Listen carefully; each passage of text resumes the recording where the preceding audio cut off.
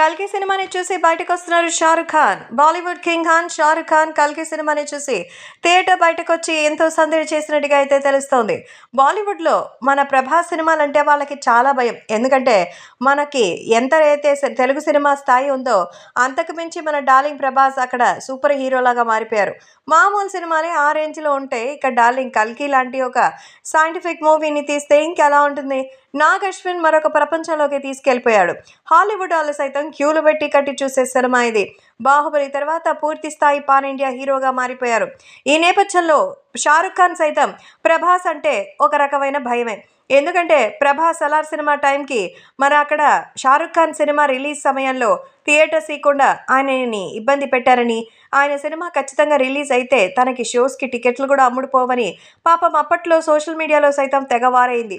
అందుకే ఇప్పుడు షారుఖ్ అయితే ఏ సినిమా ప్లాన్స్కి దగ్గరికి వెళ్లకుండా కల్కి సినిమాని మాత్రం చూసి ఎంజాయ్ చేశారట.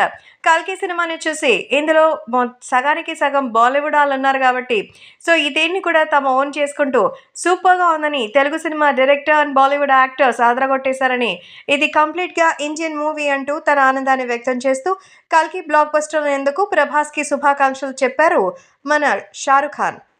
మొత్తానికి హాలీవుడ్ చూస్తున్నప్పుడు మనం ఇలాంటి సినిమాలు తీలేమా, ప్రపంచం మొత్తాన్ని కూర్చోబెట్టి మన కథలు చెప్పలేమా అని క్వశ్చన్లు ఒకసారి వచ్చి ఉంటాయి. ఆ ప్రయత్నాన్ని విజయవంతంగా మన కథతో తయారు చేశాడు నాగ్ అశ్విన్.